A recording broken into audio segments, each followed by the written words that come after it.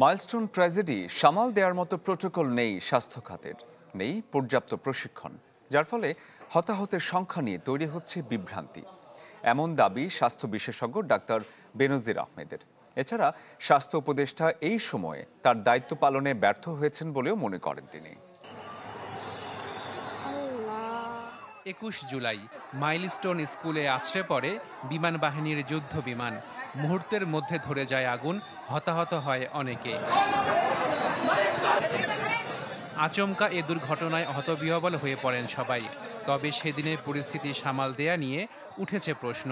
বিশেষজ্ঞরা বলছেন, কিভাবে এমন পরিস্থিতি সামাল দিতে হবে দেশের স্বাস্থ্য খাতে তার নেই কোনো গাইডলাইন, নেই প্রশিক্ষণ।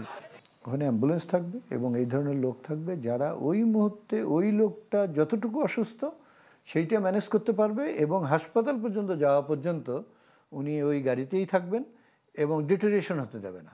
সাথে সাথে এই কোন গাড়িতে কয়টা রুগী গেল তাদের নাম টাম যতটুকু পারা যায়, 5, 10, 15, 20 মিনিটের মধ্যে যে হাসপাতালে পৌঁছাবে তার আগেই দে শুড গেট রেডি।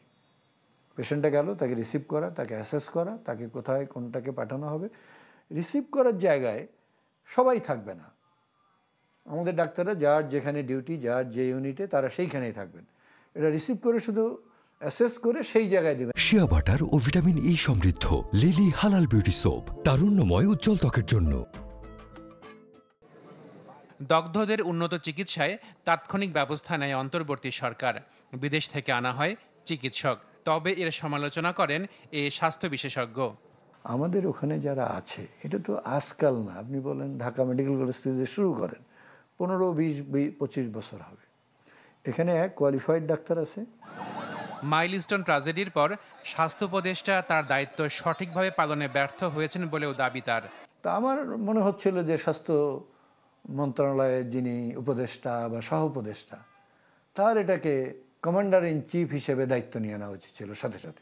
স্বাস্থ্য উপদেষ্টার বা সহকারী স্বাস্থ্য উপদেষ্টারও এখানে যে ভূমিকাটা, এখানে শুধু টিভিতে চাকচমকপূর্ণ ভালো করে কথা বলা এটা যথেষ্ট নয়। এখানে দরকার হলো আমরা সত্যিকার কিভাবে এটাকে ম্যানেজ করার জন্য বিহাইন্ড দ্য সিন অ্যারেঞ্জমেন্টগুলো কতটুকু করতে পেরেছি। স্বাস্থ্য উপদেষ্টার সময়ে দেশের স্বাস্থ্য খাতে পিছিয়ে গেছে বলেও দাবি ডক্টর বেনজির আহমেদের। আশিকুন প্রিন্স, চ্যানেল 24, ঢাকা।